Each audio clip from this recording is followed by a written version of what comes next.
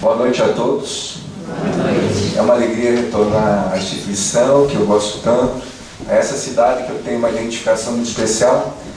Numa noite especial, eu saí do Gonçalves agora, cheguei de viagem, deu tempo de tomar banho e vim.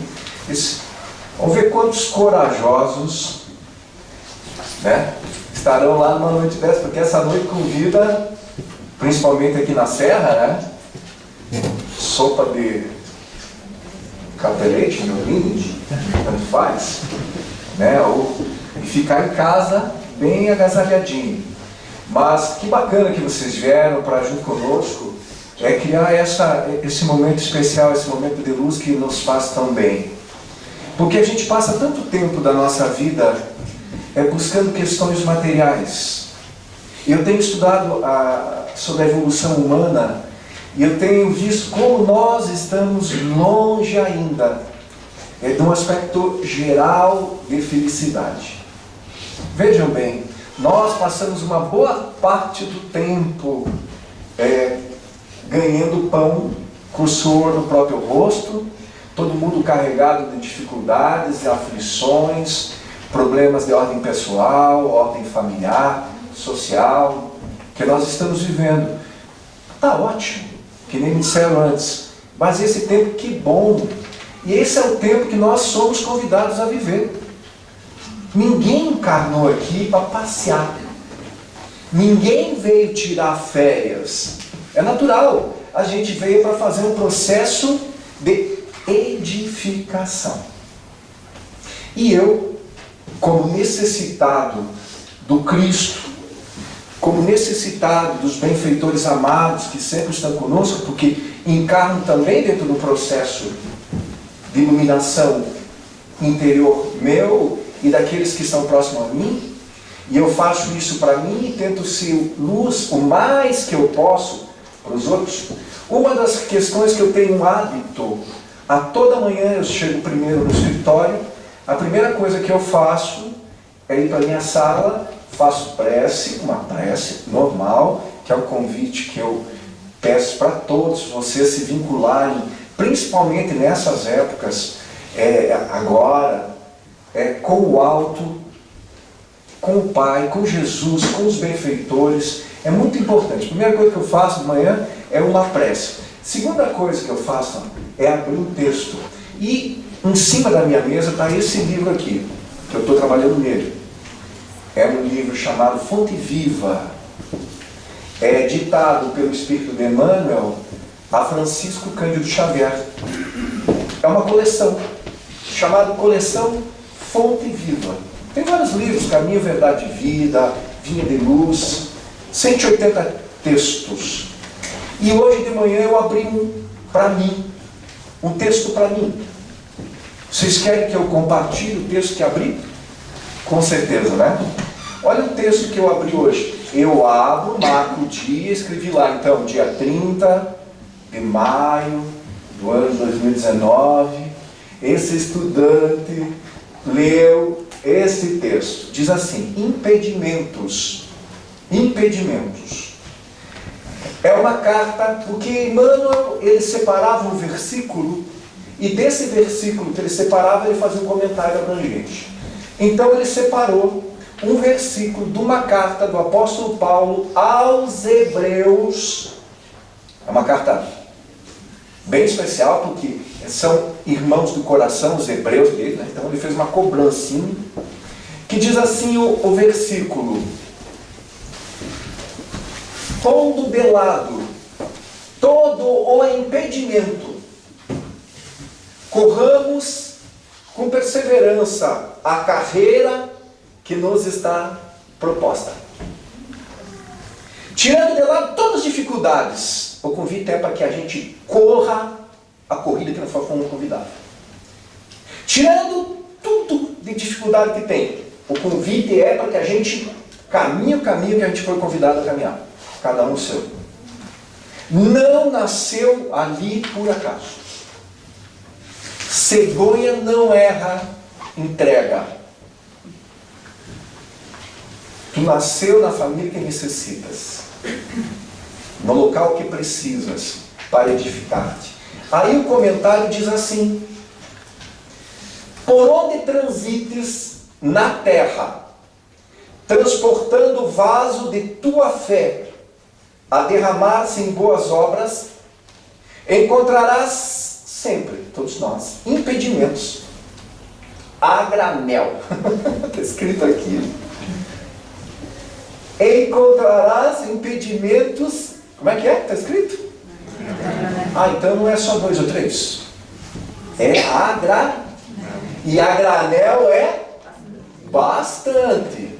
Então diz: encontrarás sempre impedimentos a granel, dificultando o teu caminho, dificultando a tua ação.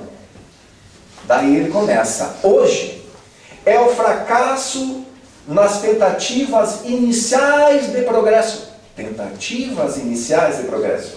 A gente fracassa. A gente tenta, a gente fracassa. A gente tenta de novo, a gente fracassa. Tentativa, erro, acerto. Tentativa, erro, acerto. Amanhã eu falo numa cidade do norte do estado e o título da palestra é Hábitos. Hábito. E depois eu vou falar um pouquinho de hábito. A gente precisa criar hábitos. Hábitos. Quando eu disse acordar pela manhã, fazer uma prece, esse é um hábito. Se habitua. Se habitua, se acostuma. Almoçar, fazer uma pequena prece. Daqui a pouco até lembrar da chuva, ou botar a mão sobre o prato e fechar o olho e dizer assim: muito obrigado pela comida. Cada instante desse é uma vinculação para você, importantíssima. São hábitos. Então hoje é o fracasso nas tentativas iniciais de progresso. Okay? Amanhã é o companheiro que falha. Nós falhamos hoje, mas amanhã é o companheiro que falha. Depois é a perseguição descaridosas ao teu ideal. Como a gente é perseguido? Como a gente é perseguido? Afligir-te-ás com o fel de muitos lábios que te merecem apreço. Quem não se fere a comentários agradáveis vindo de corações amigos, de corações companheiros? Quanta dor, quanta decepção, quanta amargura da gente ouvir coisas de companheiros próximos. Mas é isso, é para isso. Sofrerás de quando em quando a incompreensão dos outros. Alguém aqui já nunca sofreu incompreensão? Todo mundo já sofreu incompreensão? Todo mundo? É? Quem que já sofreu incompreensão, levanta a mão. Pode continuar com a mão levantada que vão sofrer bem mais. Sim, gente, faz parte. É assim, faz parte. Faz parte da jornada. Porque não está escrito no processo reencarnatório seu que o mundo espiritual vai te ajudar e vai ser um mar de rosas. Como se viesse aqui aproveitar a viagem. Não, é desafiador. A encarnação é desafiadora. O processo é complicado, é complexo. A família é uma instituição complexa. A sociedade é uma instituição complexa. A necessidade dos outros é complexa. E se a gente cai nas armadilhas que a vida convida, fica complicado. Mas nós temos um roteiro para nos defender disso e a gente já vai falar. E diz assim: periodicamente encontrarás na vanguarda obstáculos mil, induzindo-te à inércia ou à negação. Chega assim: ah, eu não faço mais nada. Eu não ajudo mais ninguém. Não adianta. É pior. Quanto mais tu ajuda, pior é. Eu sei, vocês já falaram isso. Todos falam isso. Eu não ajudo mais. Não adianta ajudar. Tu ajuda, ó, viu? O que acontece? É assim. O teu, o meu, o nosso é igual. São processos. E essa questão de ajudar, a gente nota bastante. Porque eu tenho uma fábrica e tem lá funcionários nossos que às vezes eles não seguem aquilo que a gente recomendaria. E depois eles sofrem, eles fazem com a empresa ou com as pessoas coisas desagradáveis. E até irrita. Mas daí você esfria a cabeça, sente assim. É melhor apanhar do que bater. Porque é melhor, né? Porque quem bate fica devendo.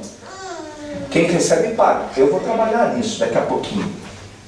Aí vem o perdão da ofensa. Vem a dificuldade. Porque a gente vai resgatar tudo que fizer. Tudo que fizer. Né? Tudo. Então, seguindo diz assim: que fazer com as pessoas e circunstâncias que nos compelem ao retardamento e à imobilidade? O que fazer com essas pessoas que parece que nos puxam para trás, que estão ali de testa? O que fazer? O que fazer com essas circunstâncias? Ele diz assim: o apóstolo dos gentios responde categórico. Paulo diz assim: o que fazer? Ponha de lado todo e qualquer impedimento. Siga. Nós criamos lá no nosso grupo de estudo o sistema SS. Porque a gente cria letras, palavras, para que as pessoas aprendam. Quando alguém te testa, quando alguém te provoca, quando alguém te insulta, quando alguém, né, que às vezes a vontade é voltar e fazer enfrentamento, a gente recomenda sempre sistema SS. Ah, mas eu não tenho sangue de barata. Ainda bem, né? Eu não tenho sangue de barata. Comigo, bateu, levou. Continua. Continua. Ficarás preso nisso. A recomendação é outra. E aí a gente diz assim: quando alguém te provoca, quando alguém te convida a a um enfrentamento, é o marido em casa, é a esposa, é o colega de trabalho, é alguém no trânsito, é alguém nos negócios, é alguém na fila do banco. Sistema SS. Quando alguém te provocar, quando alguém te pedir certas coisas, quando alguém te convocar a ter uma reação, talvez até violenta, você tem que ter uma reação sistema SS. O sistema SS que a gente recomenda, vocês conhecem qual é o sistema? Já estudaram aqui? Quando alguém te provoca, usa SS. Sorri e segue. Deixa o mal com os maus. Se identificou, vocês estão tudo juntos, farinha no mesmo saco, vão passar séculos se encontrando. Deixa o mal com os maus. E a gente reza: livra-nos do mal, Pai. Então é assim, esse enfrentamento. Então Paulo diz quase a mesma coisa. Ele diz assim: ponha de lado todos os impedimentos. Siga, continua. Aí assim: colocar a dificuldade à margem, porém não é desprezar as opiniões dos outros quando são respeitáveis, ou fugir de uma luta vulgar. É respeitar cada individualidade na posição que lhe é própria. É partilhar o ângulo mais nobre do bom combate. Paulo falava do bom combate, que nós devemos lutar o bom combate. Vocês já ouviram isso? O bom combate? Lutar o bom combate. O bom combate é tu contigo, com tuas inferioridades. Não interessa no mundo espiritual o teu sobrenome, a tua fortuna, ou quem tu és. Nada importa. Nada importa. Se tu és filho de rei, se tu és filho de pobre, se seu sobrenome é A, B, C, D. Se você é uma pessoa de renome, conheço no mundo espiritual, muitas pessoas são tratadas como santas por outras propostas religiosas e que mandam mensagem dizendo amarguradas. Amarguradas. Amarguradas. Porque muitas vezes, e nesse livro aqui que eu vou mostrar para vocês, estudem o Consolador, muitas vezes, ele conta aqui também, muitas vezes esses espíritos que são tratados como excepcionais, eles também têm falhas morais e eles as conhecem. Então quando a gente pede alguma coisa, mas que eles sabem que eles têm dificuldade lá também, eles se sentem muito mal. O que as pessoas pensam de mim que eu não sou? Eu não posso dar. Porque ninguém pode dar para o outro. Ninguém aqui pode dar para o outro aquilo que não tem. E ninguém pode exigir do outro aquilo que o outro não tem. E o grande lance no universo infinito é dar, não é receber. Quando você dá, você recebe. É automático, é uma caixa de ressonância. Quando alguém te dá, você fica devendo. Por isso que o amor, o bem, tá? Tudo que for ligado ao amor, o que é correto, o bem, as virtudes, quanto mais tu dá, mais tu recebe. O bem é a única coisa no universo que quanto mais tu reparte, mais tu ganha. E é automático isso. É isso que Jesus vem licionar para nós na encarnação que ele teve há 2000 anos. Ele vem trazer o Evangelho. O Evangelho é um roteiro de sucesso e infelicidade.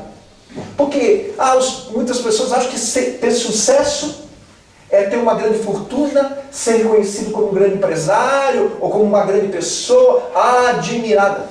Sucesso, como diz no Eclesiastes, e recomendo a leitura do Eclesiastes, do Velho Testamento. Sucesso é uma boa noite de sono. É poder botar a cabeça no travesseiro e... boa noite.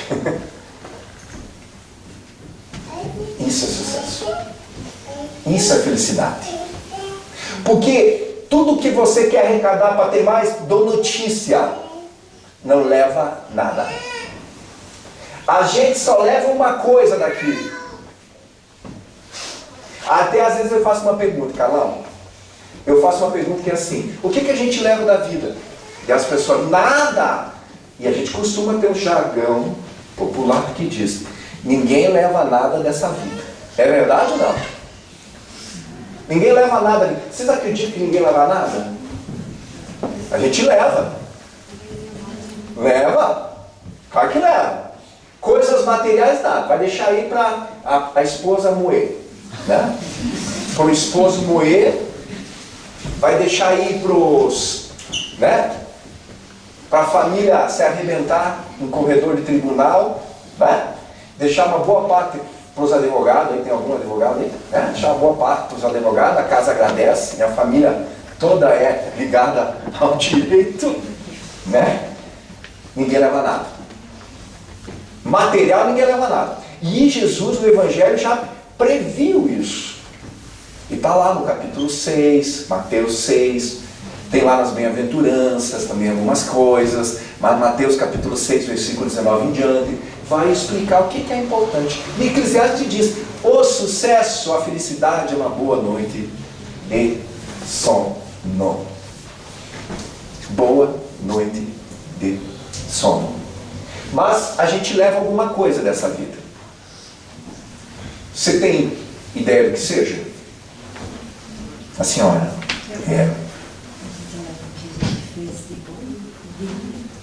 Vocês têm ideia? Ela quase acertou, mas eu vou usar a palavra. A gente leva assim, queridos, as lembranças. A gente não esquece o que a gente fez. A gente recorda de tudinho. E se a gente não fez coisinha muito legal, a gente fica lembrando. E isso cria aflição.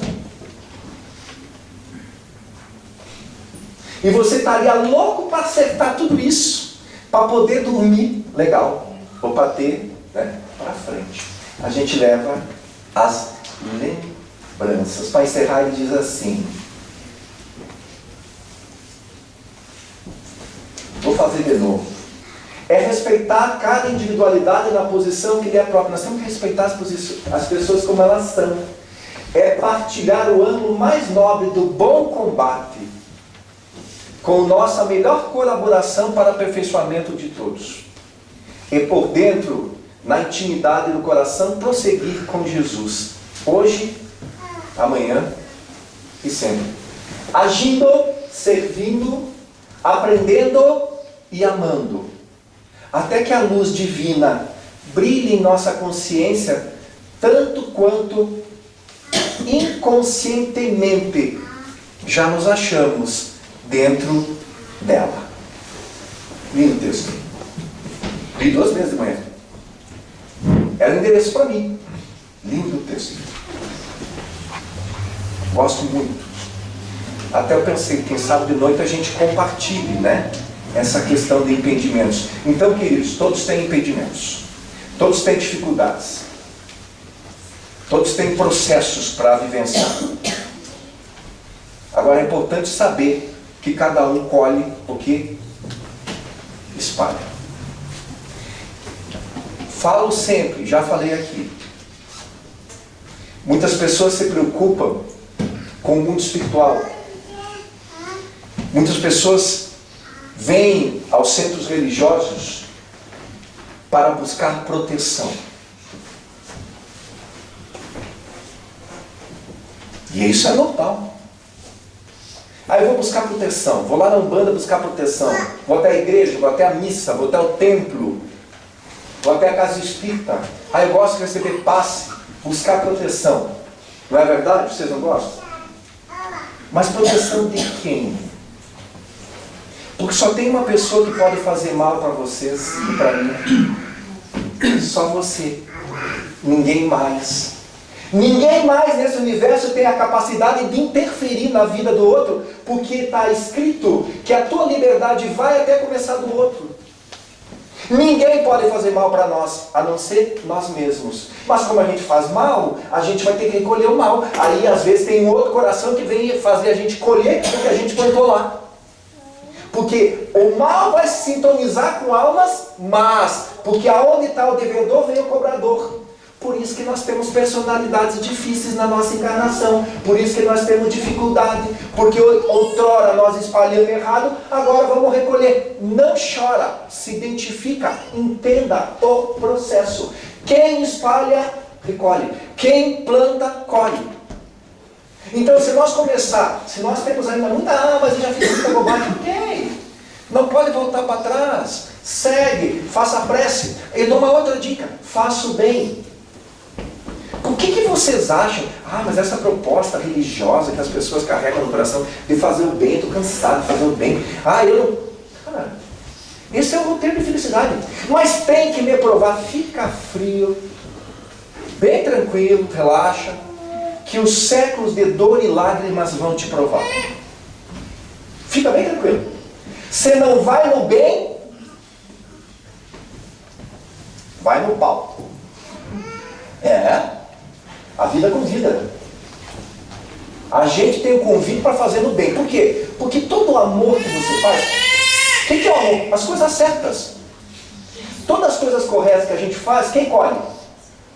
E o que Jesus fala no Evangelho? Que o amor cobre uma multidão de erros. Se você faz as coisas certas e já fez coisa errada, você sabe que aquelas coisas certas vão apagar coisas erradas. Se você não apagar aquilo, você vai ter que um dia acertar aquilo, para você seguir. Porque Deus quer que tu continue o processo. Mas enquanto você tiver um cetil para acertar, tu não sai. Aí a professora é convocada. A professora é convocada na nossa vida para dar um jeitinho, para nos liberar, para que a gente siga, para que a gente se expanda, para que a gente cresça. Vocês sabem o nome da professora já, né? Já falei aqui. A professora é dor, é sofrimento. O sofrimento tu não vem sofrer porque tu gosta de uma agremiação A ou B, ou porque tu tem cabelos curtos, compridos, porque tu é feio, bonito, alto, baixo. Você vai recolher o que você fez. Você sofre o que você fez sofrer. Então quando a gente começa a pensar tudo nisso, mas eu tenho que me cuidar com a minha boca, parar de ficar criticando os outros, parar de ficar falando mal dos outros, comentando coisas que não me devem. Sabe por quê? Por isso é a coisa mais inteligente. Mas como a gente não é muito, a gente continua fazendo coisas velhas, primitivas. E não sabe por que sofre. Planta vento, queridinho. Prega a janela. Tempestade. Então, se nós estamos passando por um momento difícil, senta, pensa. Puxa, quem sabe eu estou colhendo uma coisa difícil. Poxa, não posso voltar para trás e mudar. Me dê força, Senhor, para me aguentar, e eu vou tentar fazer as coisas corretas. Porque se eu fizer correta, ali vou começar a colher coisas corretas. Eu vou me liberando do mal que só eu posso fazer para mim. Porque eu disse antes, ninguém pode fazer mal para nós, a não ser nós mesmos. E aí nós se liberar, nós seguir. O Espiritismo tem umas coisas interessantes, que muitas pessoas não creem, não acreditam, e a gente respeita. A gente respeita. Né? Eu posso dizer para vocês, gente, nós somos bem primário. Nós estamos engatinhando num processo evolutivo perante até outras humanidades, em outras estrelas. Tem gente que não acredita nisso. Como é que ninguém viu? Eu não acredito nessa vida em outros planetas, em outras humanidades. Como é que ninguém viu? Já foi até câmara lá em Marte, não filmaram nada, só deserto. Ninguém vê os espíritos que estão aqui nessa dimensão também. Porque o universo é feito de várias dimensões. Aqui é a dimensão física, aqui é a dimensão espiritual. Dentro da dimensão espiritual aqui nesse planeta tem várias dimensões. Tem vários setores. Os mais pra ciminha. Vocês conhecem balão? Balãozinho de festa? Balão. Se vocês botam a pedra nele, ele sobe ou desce? Desce. Se vocês botam um oxigênio, ele sobe ou desce? O bem nos joga para cima. O mal é pedra, nos puxa para baixo. Então tem dimensões dentro de outras dimensões. Aqui tem uma dimensão espiritual, para onde nós vamos depois de desencarnar. Coisa que apavora todo mundo, morte. Morreu! Meu Deus! Normal. Eu tenho a morte como um renascimento. Porque aqui é difícil. Tem pensamentos religiosos que comemoram a morte e se solidarizam no nascimento. Nós fizemos festa porque nasceu uma criatura que vai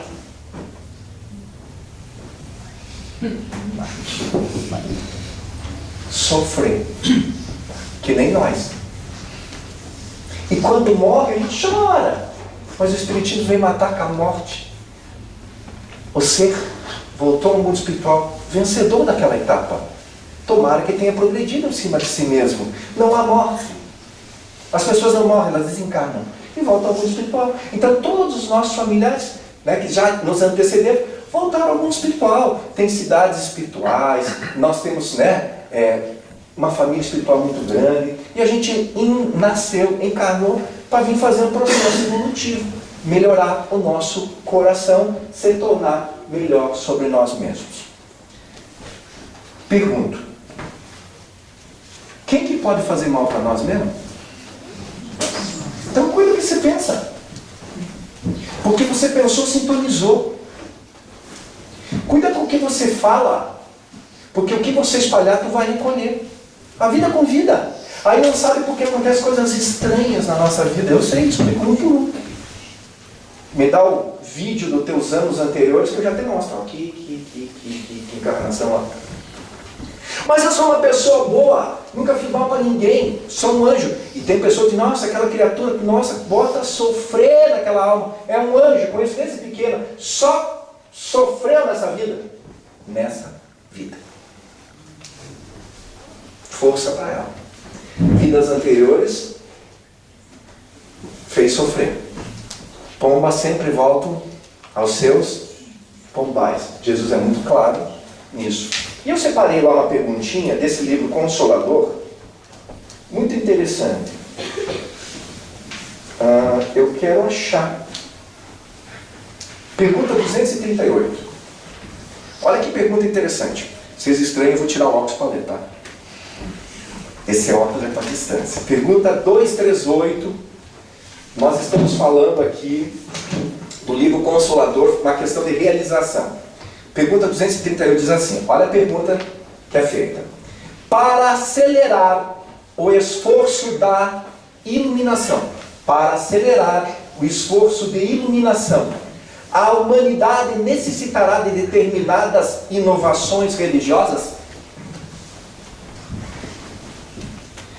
Para nós se iluminar, se tornar mais feliz, esse planeta mudar de ares, nós virar cidadãos do universo assim com condições de intercambiar muito mais, porque há vida em todo o universo, nós precisamos de novidades.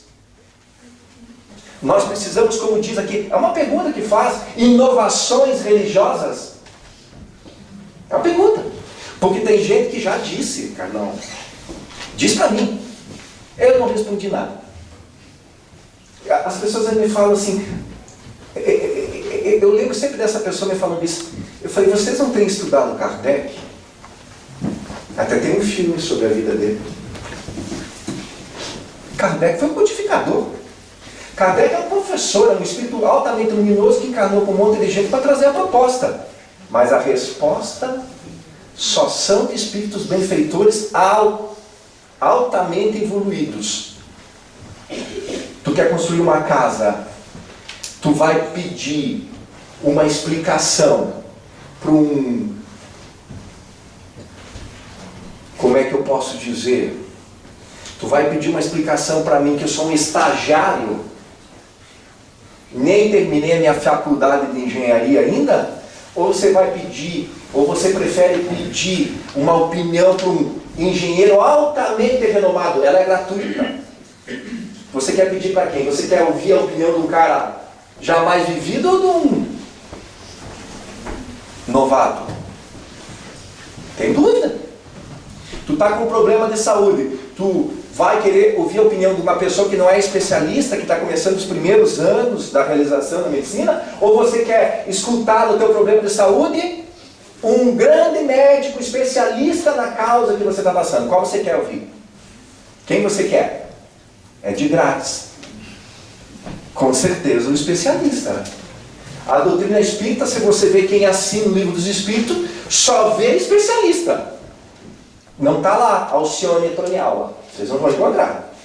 Vocês vão encontrar lá São Luís, Swedenborg, Sócrates, Platão, Fénelon, Espírito Verdade, São João, Joana de Ângeles. Só, desculpa usar uma palavra que meu filho usa, só ninja. Sabe, né? Claro, espíritos que estão mais adiantados. E é natural.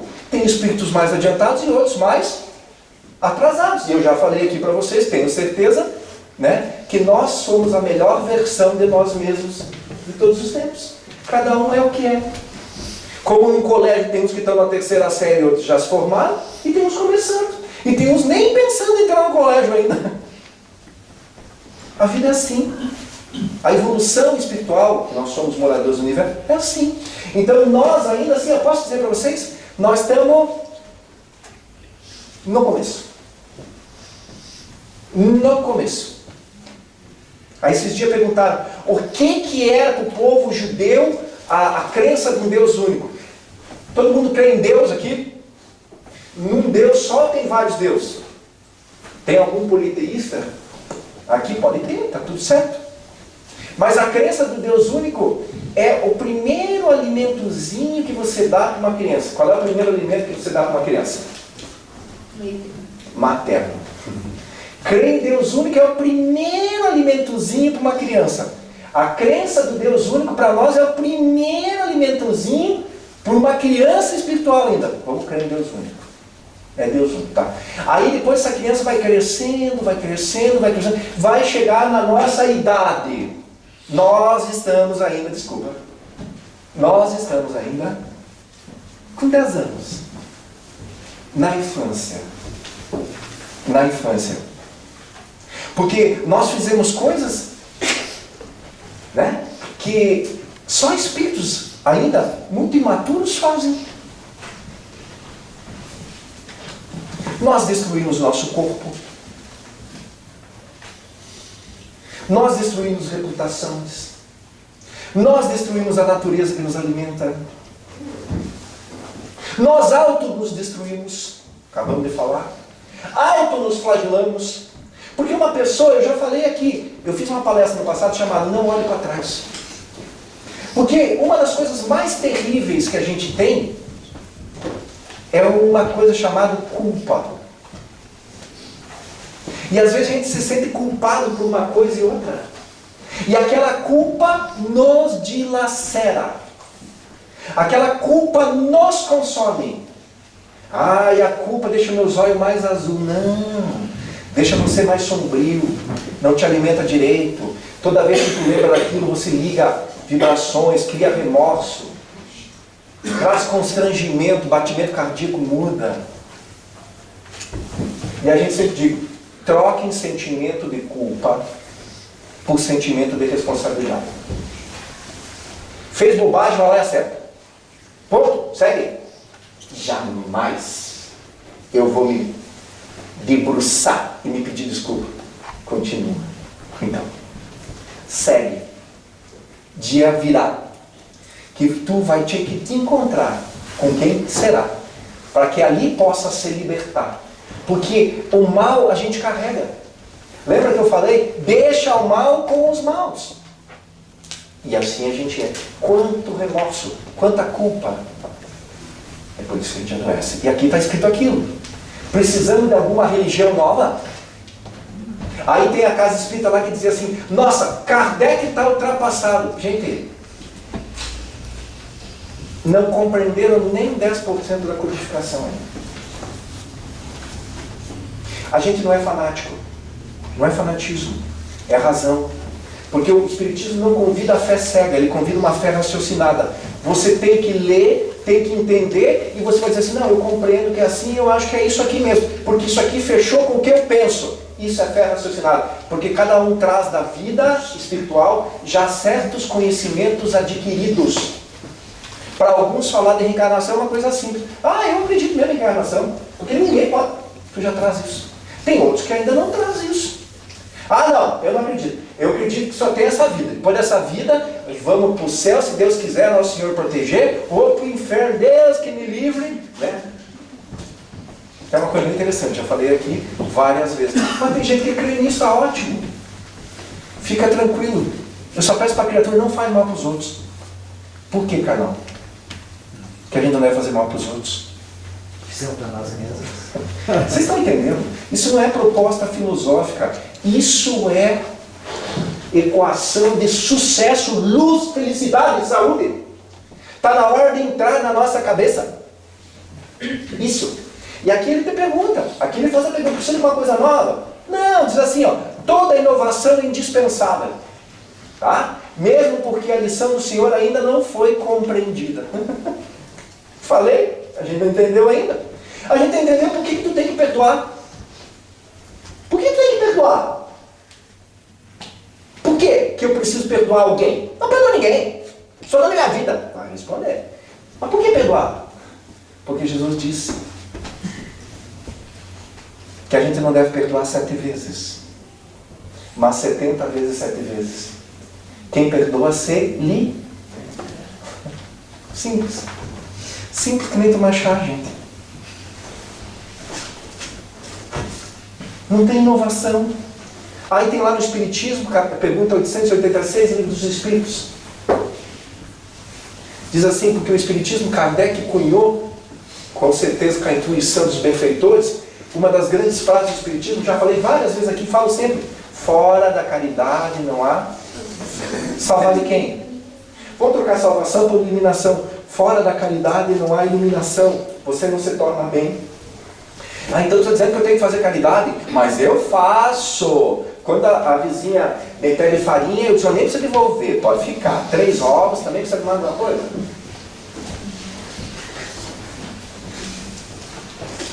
Vai garantir os pregos depois. Pergunta 886, Livro dos Espíritos. Qual o verdadeiro sentido da palavra caridade como Jesus entende? benevolência para com todos. Ser bom com todo mundo. Por quê? Vou desmaiar. Posso desmaiar aqui ou você quer que eu desmaie ali? Fica mais bonito. Quer filmar para botar lá, fazer, né? Porque o bem é bom para quem faz. Porque o bem que você faz é bom para você. Ah, mas eu quero ser servida. Eu quero ser servido. Eu quero que me façam o bem. Pois é, não tem problema, eles fazem. Mas você fica devendo. E a conta é alta e o juro é grande. Fácil de entender. Benevolência para com todos. Indulgência para com as faltas alheias. Quando as pessoas errarem, se equivocarem, ser indulgente. Por quê? Porque cada um faz aquilo que acha certo. O que é certo para um não é para outro. E o perdão das ofensas. É simples. E aqui ele está falando isso. A mensagem não foi bem compreendida. A cristianização das almas humanas ainda não foi além da primeira etapa. Qual é a primeira etapa? Infância. Simples. Está me chamando de criança? Não. Estou nos chamando de crianças ainda espirituais que não compreendemos. É bem fácil. Alguns séculos antes de Jesus, o plano espiritual, pela boca dos profetas e dos filósofos, exaltava o homem no mundo ao conhecimento de si mesmo. Pergunta 919 do Livro dos Espíritos. Qual o meio prático e mais eficaz para evitar o mal? Para evitar... Alguém quer mal aqui? Qual o meio prático mais eficaz? Ele quer uma coisa prática e eficaz. Parece as donas de casa, querendo comprar detergente, né? Coisa prática. Não funciona esse negócio aí. Qual o meio prático e mais eficaz para se melhorar nesse mundo e evitar o mal? Ou evitar o mal e se melhorar nesse mundo? Pergunta 919. Qual é o meio prático e que funcione para nós evitar o mal e se melhorar? Diz lá, um sábio da antiguidade, Volo disse: conhece a você mesmo. Veja onde é que aperta o sapato. Vê se tu é meio linguarudinho, invejosinho, malicentezinho. Começa a olhar. Começa a olhar. Se você não consegue enxergar, fica bem tranquilo. Ouça opiniões das pessoas que não gostam de vocês. Elas são fantásticas. Porque elas, diferente dos nossos amigos, não vão mentir para você. Vão dizer realmente quem você é. Mas, se você não quer ouvir a opinião das pessoas que não gostam de ti, faz uma coisa bem simples. Veja o que tu repara nos outros. O que tu reparas nos outros é o que tu és. Exatamente o que tu és. Porque você só identifica lá o que você tem aqui. Então, se você vê preconceito lá, é porque tu é preconceituoso aqui. Pode anotar o que eu estou falando. Então, nós estamos começando. Primeira etapazinha. Olha que legal, olha. Cuida bem. Fiquem tranquilos, tá, pessoal? É só, eu vou ficar até parar a chuva.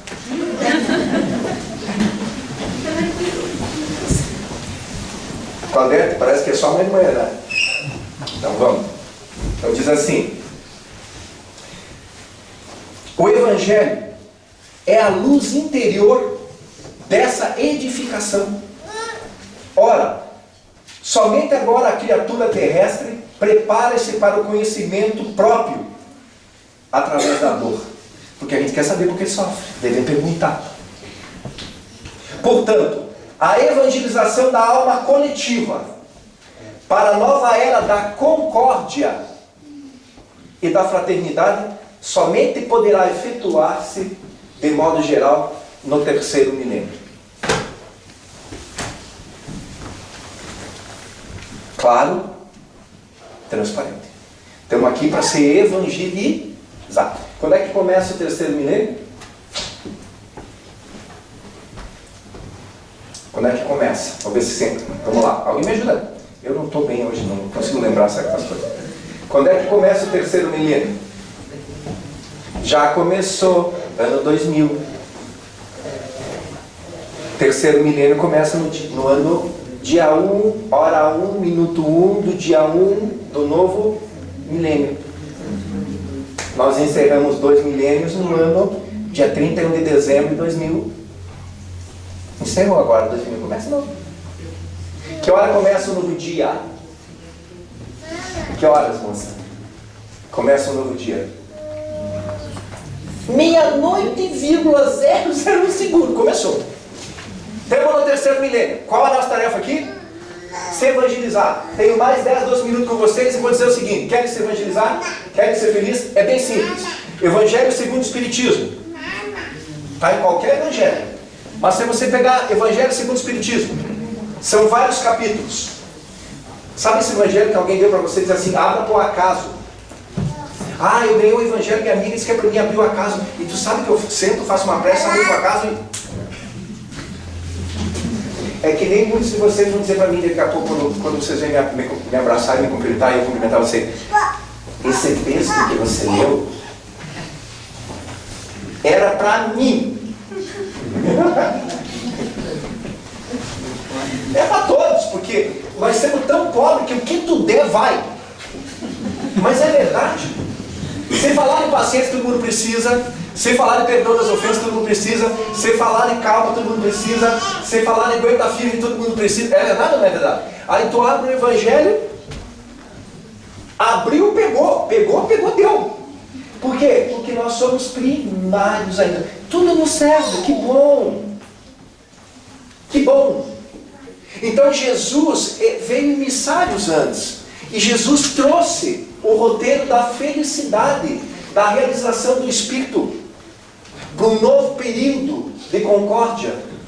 Ele veio há 2000 anos preparar alguma coisa que já está começando a acontecer. Me peguem, quando é que começa esse mundo da regeneração?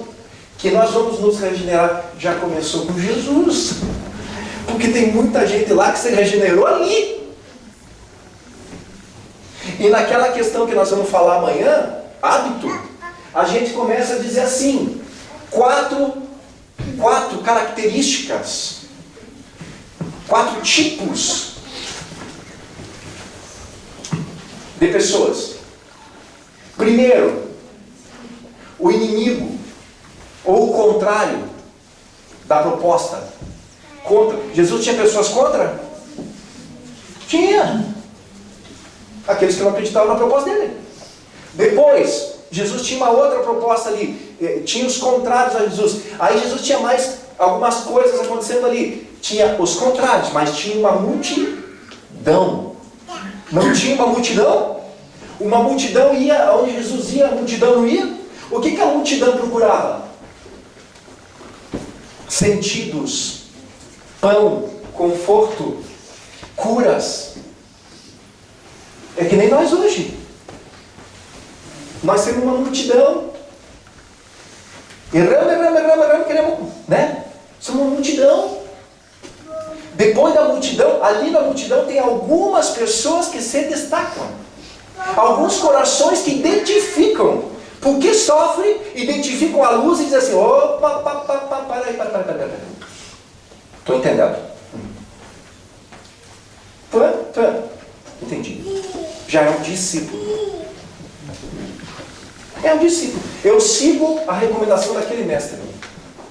É um discípulo. Depois aquela pessoa começa a praticar, que aquilo já de prática vira um hábito. Você perdoa alguém? Não, por quê? Porque eu não condeno. Porque uma pessoa para perdoar outro tem que ter levado em consideração um mal. Para que vai perdoar uma coisa que tu não te ofendeu?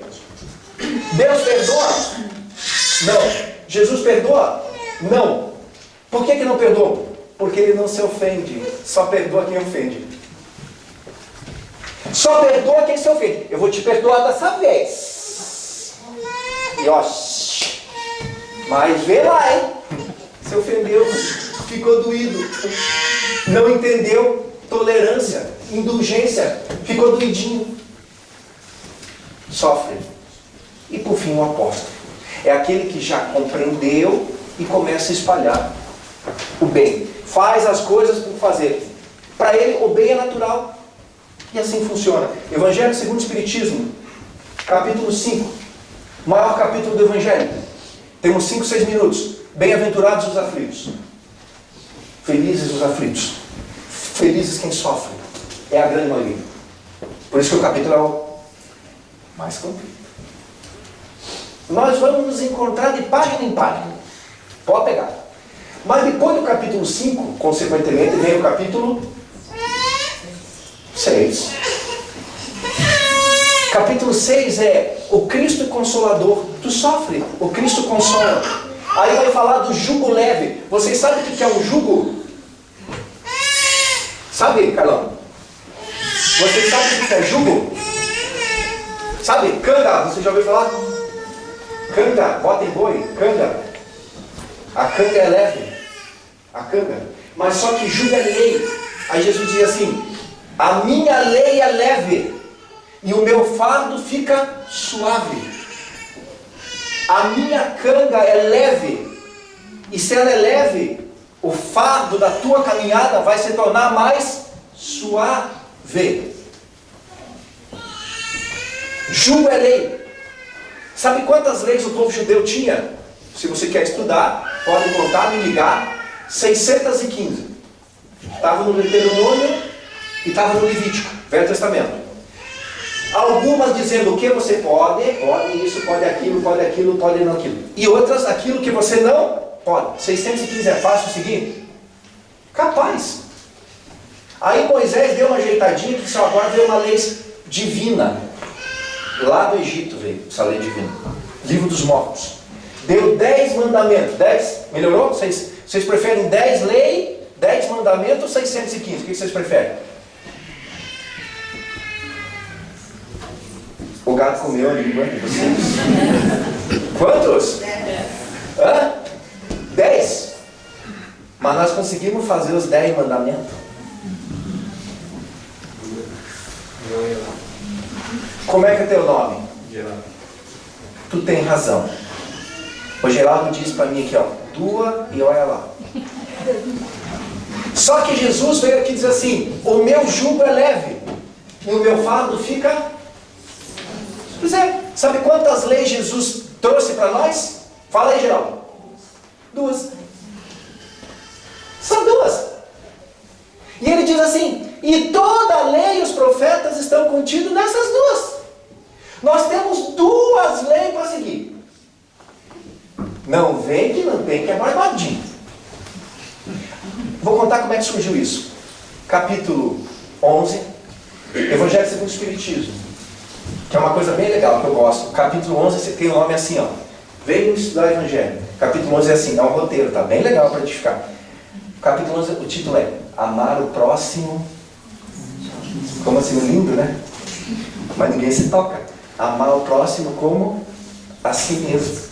Mas se você não gostar de você, você não tem condição de gostar do outro, porque é para amar o outro como a você. Se você se odeia e que você faz as coisas para você e você não se aceita e você se acha a última bolachinha do pacote, já era. Tu não tem condição. Mas ali naquele capítulo tem uma passagem do Evangelho que diz assim: os judeus, os fariseus, tendo sabido que Jesus tapara a boca dos saduceus, o procuraram para o tentar. Eles adoravam tentar Jesus, louco para que ele caísse numa armadilha e eles crucificassem. Beleza? Conseguiram. Todo mundo já conhece a história. Perguntaram para Jesus assim, um deles que era doutor da lei, o chefão, perguntou assim: mestre, chamou de... não de guri, como ele me chama, né? Mestre, qual o maior mandamento da lei? Ele queria saber da lei judaica, porque Jesus era judeu e estudava na sinagoga. Aí Jesus respondeu. Geralmente Jesus respondia com uma pergunta. Essa vez não, eu vou responder. Ele respondeu: amar a Deus de todo o teu espírito, de todo o coração, de toda a tua alma. Esse é o primeiro mandamento. O cara pediu um mandamento. Qual é o maior mandamento da lei? Qual é o primeiro mandamento? Amar a... mas Jesus estava... Vou dar um segundo. Que é semelhante ao primeiro. Amar o teu próximo como a si mesmo. E aí diz assim: toda a lei e os profetas estão resumidos nesses 2 mandamentos. Quem segue esses mandamentos será feliz e próspero. Então nós temos duas recomendações divinas: amar a Deus sobre todas as coisas e ao nosso próximo fazer para os outros tudo o que a gente gostaria que nos... Por quê? Porque quem espalha, recolhe. Tem uma outra recomendação que eu gosto para encerrar, que Jesus diz assim: orai. Nossa, vocês estão estudados, né? Orai e vigiar, é isso mesmo? Quem que faz? Quem que ora e vigia?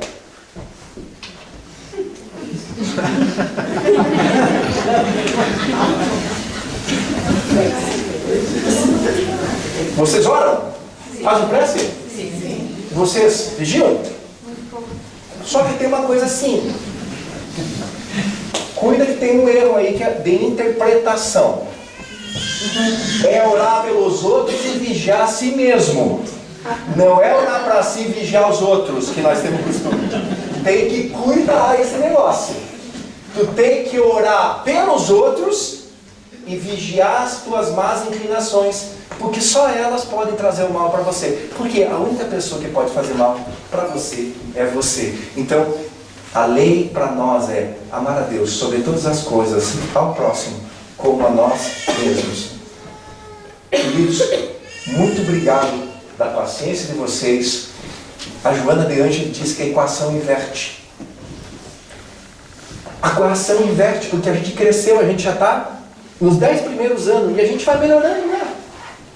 A gente assistia Backyardigans até os 3.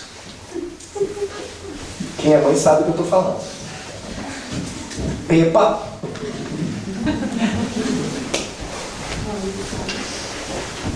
Né? Agora já as coisinhas diferentes. A equação inverte. Qual é os 2 mandamentos para a nossa felicidade, então? Amar a Deus.